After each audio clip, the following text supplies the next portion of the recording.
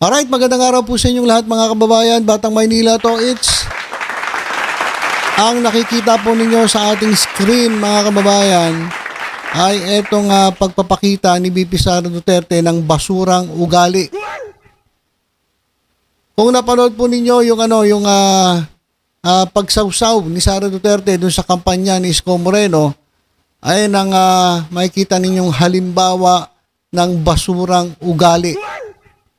Ayan po ang mga sinasabi ng mga bumabatikos sa mga kalaban ni Yorme. Etong si Sara Duterte hindi naman pumunta diyan para para suportahan etong mga kandidato ni Yorme. Kaya siya pumunta diyan para maghigante. Self-interest, sariling pakinabang ang iniisip na ito. Kaya siya nagpunta diyan. Hindi po para suportahan si Yorme. Actually mga kababayan, sa totoo lang, marami akong nakakausap ng mga Iskonian. Ang sinasabi nila, ito nga pagsama ni Sara Duterte kay Isko Moreno o ang pagpayag ni Isko Moreno na siya puntahan at gamitin ni Sara Duterte, ito ay nakasira sa kanilang pangangampanya. Marami po ang nagalit. Marami po ngayon ang nagdadalawang isip. Kaya nga sabi ko nga doon sa nagdadalawang isip, huwag na kayong magdalawang isip. Alam ninyo kung sino ang iboboto ninyo. Ang iboto ninyo ay yung talagang nagmamahal sa Maynila, yung tapat at totoo. At yan po si Mayor Hani Lacuna. Tingnan niyo mga kababayan. Etong si Sara Duterte, ginagamit si Isko. Hindi pa po yan nakapwesto. Paano na lang? Kung binigyan nyo ng pagkakataon ni Isko na mapwesto dyan sa Maynila, ang balita ko, sa 2028, tatakbo na naman ito sa mas mataas sa posisyon. Ibig sabihin, iiwan na naman kayo. Gagamitin lang yung Maynila, papasok ito, gagamitin ng mga DDS, makikisaw-saw sa Maynila, maging si Amy Marcos, makikisaw-saw na rin dyan. Kasi yan po nandyan po ang seat of power dyan po sa Maynila. Napaka-importante po ng Maynila. Ewan ko lang kasi sa Davao, tagilid sila Ang mga Duterte po ay tagilid sa Davao. Lalong-lalo na si Digong nandun sa Dahig. Paano siya mangangampanya ngayon?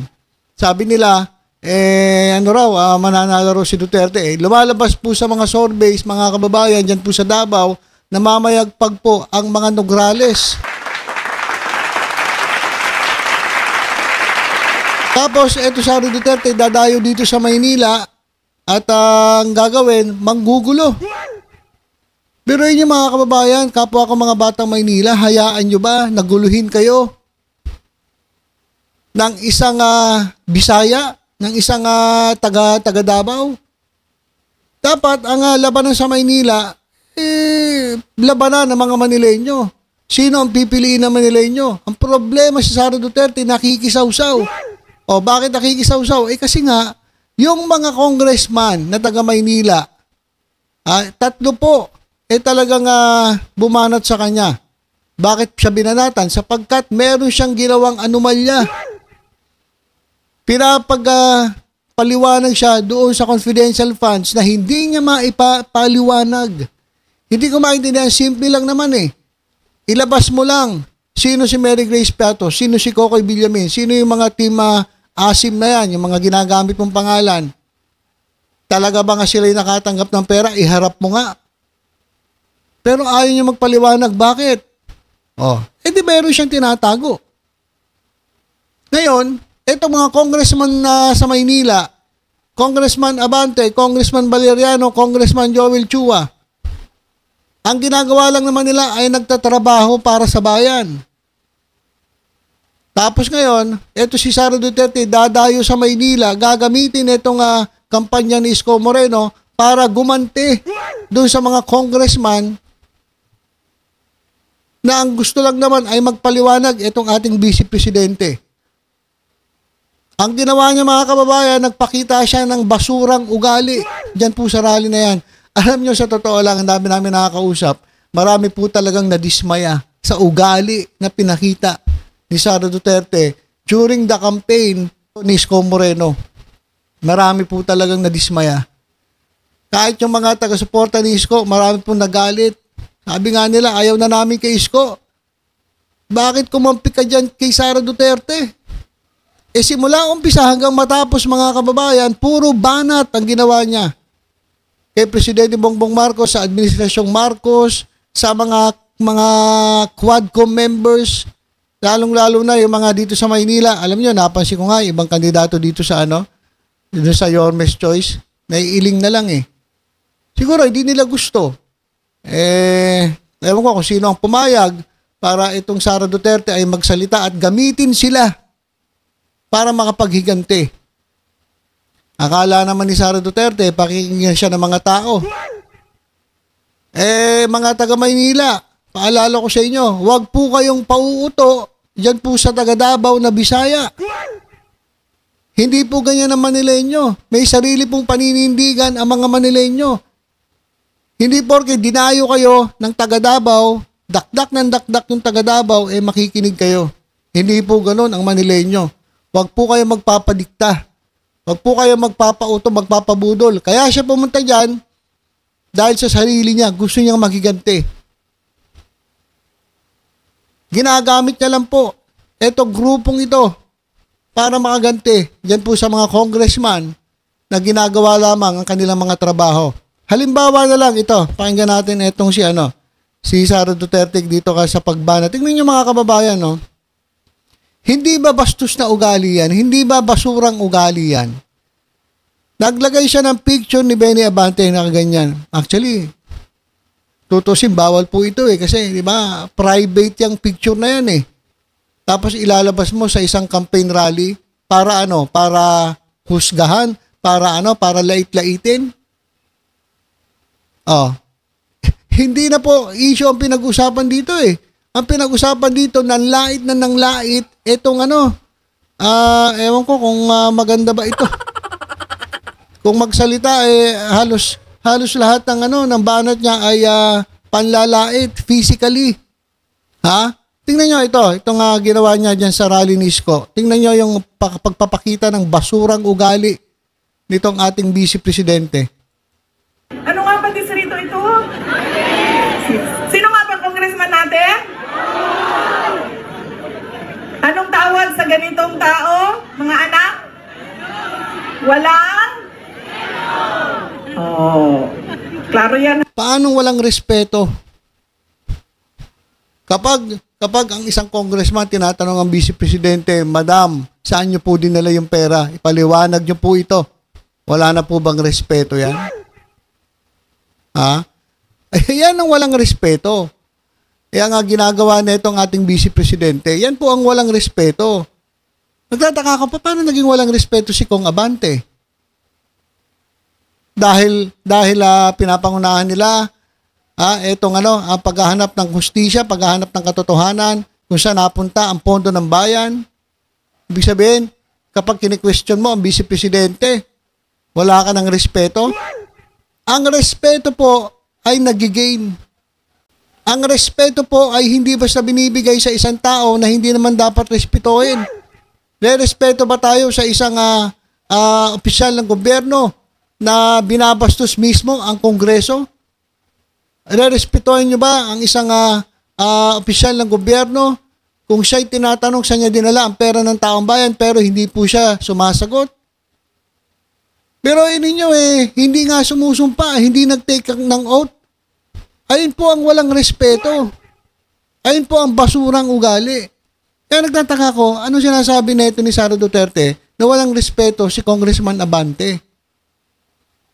Binabaliktad niya Lahat ng sinasabi niya dyan po sa rally, lahat ng nabanggit niya dyan, sa kanya po yun, balik po sa kanya. Walang respeto, sino ba walang respeto? Magnanakaw, sino ba magnanakaw? Bastos, sino ba ang bastos? Kaya mga uto-uto lang na mga taga Maynila ang maniniwala dito. Kung kayo'y tunay na talagang Manileño, wag po kayong magpapauto kay Sara Duterte. Nadadayo dyan, makikisawsaw. Bakit? Ano ba naiambag niyan sa Maynila?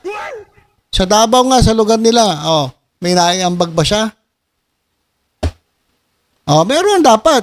Kasi taga Davao siya. Pero sa Maynila, wala naman siya naiambag eh. Bakit ka makikisawsaw? Wala eh. Ginagamit sila eh. Nagpagamit sila kay Sara Duterte. Pati kay Amy Marcos. Ayan o. At kanino siya walang respeto? Sa inyo. Ano walang respeto? Paano nadamay ang taong bayan? Si Congressman Abante, hindi niya binabastos ang taong bayan. Actually, ang dami nga nakakita kay Kong Abante na bumibilib sa kanya dahil sa ginagawa niya sa Quadcom. Walang respeto sa tao. Feeling mo walang respeto kasi nga ikaw ang pinagpapaliwanag. Tapos sabihin niya, ginagamit niya talaga yung mga tao, mga kababayan.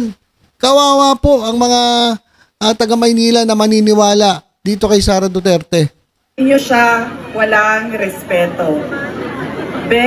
Okay. Ayan mga kababayan. So, dahil po dito sa nangyari ay rumesbak po itong si Princess Abante. Si Atty. Princess Abante po ay anak ni Congressman Abante. Ito mga kababayan, pakinggan niyo yung pagsupalpal. Ayan Atty. Princess Abante tahas ang sinupalpal si BP Sara Duterte sa kanya ay pambabastos kay Kong Benny Abante. Pakinggan natin si Atty. Princess. Ay hindi kayang takpan ng inyong paninira ang kakulangan nyo sa serbisyo dito sa ating distrito. Hindi pa sila doon natigil. Naghanap pa ng dayo. Naghanap na. Pinabanatan niya ngayon yung Yormes Choice. Imbes na ang gawin ninyo sa paliwanag nyo sa taong bayan, ang inyong mga plataforma. Imbes na ipakita ninyo yung mga nagawa ninyo. Naghanap kayo ng dayo. Hindi po taga Maynila yung inimbitahan nila. Sino ba yung dayo na yan? Walang iba kundi si Sara Duterte. Kasi marami akong galit sa Bisaya. Alam niyo mga kababayan, mahalin natin ang mga kababayan nating mga Bisaya. Meron lang talaga mga bastos. Yan po sa lugar nila, katulad nung nabanggit ko kanina, walang respeto. Pero hindi naman po lahat. Kasi makikita ko, lalo na sa ibang mga group na ba't kaya galit kayo sa Bisaya? Wag ganun. Etong Bisaya na isa, pumunta rito sa Maynila para manggulo, mga kababayan. Kaya nagsalita ang totoong batang Maynila. Dapat ganito. Huwag kayong magpapauto. Kapag niyuyura ka na ang pagkatao ng isang Manilenyo, galing po sa bunganga ng isang basurang ugali na taga-Bisaya, pumalag po kayo. Hindi pa pwede yung papalakpakan nyo pa. Mga tanga ba kayo? Mga taga Maynila kayo, nagsasalita, ibang lugar, papalakpakan ninyo. Sayang lang ang pagiging Manileño ninyo. Hindi ganun. Pangyan ninyo si Princess Abante. Yan ang totoong Manileño. Kala mo liga? Liga kasi sa liga, di ba, mayroong mga invitational, may mga dayo. Galit na galit Tingnan niyo yung mata ni Princess Abante, talaga nanlilisik. Galit na galit siya dito kay Sara Duterte. May hugot? Tatayo ka dito sa aming lungsod. Tatayo ka sa aming distrito. Wala ka naman naambag sa mga buhay ng aming mga kadistrito. Yun. Nako. Masakit yun. Madam BP Sara Duterte, sinupalpal ka, binanatan ka ni Atty. Princess Abante. Tatayo ka daw sa entablado diyan sa kanilang distrito at babanatan mo, magngangawa ka, maninira ka. Sabi niya, ano ba ang iyong naging ambag sa kanilang distrito? Meron ba? Meron ka ba naging ambag? Wala. Kaya sabi ko sa inyo, nakakatakot po ang mga kandidato na nagpapagamit po dito sa mga kumakalaban sa gobyerno. Kaya sabi ko sa inyo, mag-isip-isip kayo mga kababayan. Huwag niyo pipiliin yung nagpapagamit. Sa mga pro-China, sa mga kumakalaban sa gobyerno, anti-government. Huwag po. Piliin nyo po yung talagang may pagmamahal sa Maynila, yung tapat at totoo. Ayun po ang piliin ninyo mga kababayan. Para bastusin, Oh. para siraan ang aming congressman naglilingkod ng tapat at totoo na walang pinipiling panahon. Oh. At para sa mga tao na hinayaan sa kanilang entablado tumayo ang isang bastos at walang Nako. respeto, tama lang na hindi ka naging presidente ng Pilipinas. Ayun, grabe, narinig nyo. Narinig nyo, para kanino yon? O, banat yun, para kay Isko. Bakit? Pinatayo mo, bakit mo pinahintulutan? Bakit mo pinahintulutan na magsalitain, mambastos, siraan ang mga taga Maynila? O, tama lang daw na hindi ka naging presidente. O, di ba, talk ba siya presidente? Tama lang, kasi alam mo, kung sakaling naging presidente yan, nako, tuta ito. Magiging tuta ito ng mga Duterte. Kaya yan po yung yung banat mga kababayan ni Atty. Princess Abante. Talagang galit na galit at makikita natin yung kasi nakakagalit po. Nabiruin ninyo, meron kayong kasamang taga Maynila, mag-iimbita ng dayo, magsasalita, hindi naman po ito parte ng Maynila at hindi naman ito walang ambag po sa Maynila. Doon nga sa lugar nila, hindi nila masikaso, Maynila pa. So wala ka namang ambag. Tapos, eto nga nagpagamit, isa rin. Kaya mga kababayan, mag-isip po kayo. Huwag niyo po nga pahintulutan na kayo po isakupin ng mga DDS, ng mga pro-China at anti-government. Kinakailangan po natin ang tapat at totoong grupo mga kababayan. Yan po, si Mayor Hani Lacuna, Vice Mayor Yul Serbo at buong ticket ng Asenso Manileño. Huwag niyo po silang kalilimutan. Mas gusto po natin yung lumalaban sa katiwalian. Hindi po yung nagtatanggol sa katiwalian. Pero yun yung hayaan nyo magsalita, yung nagnakaw sa ating bayan. Doon sa kanilang entablado, pinagsasalita, binabanatan ng gobyerno. Kawawa po ang Maynila kapag napunta po sa kamay ng mga grupong ito na naninira sa gobyerno. Kinakailangan po natin ay yung kandidato na talagang sumusuporta sa gobyerno upang sa ganon, ito pong gobyerno ay susuporta sa kanya. Napakasarap po ng ganon at talaga na mga asenso po ang Maynila kapag ganon. Pero kapag ang pinili ninyo kalaban sa gobyerno, puro paninira sa gobyerno, ano mangyayari sa Maynila? Nga.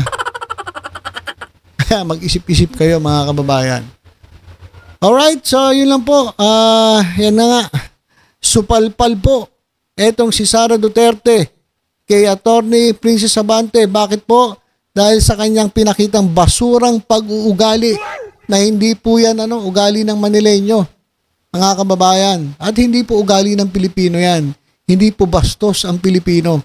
Hindi po basura ang pag-uugali ng mga Pilipino. Ewan ko nga kung ano to Ano ba to? In-check. Okay, so yun lang po. Tutok-tutok lang po dito sa Batang Maynila. Sa iba pang updates. Ingat po tayong lahat. God bless po.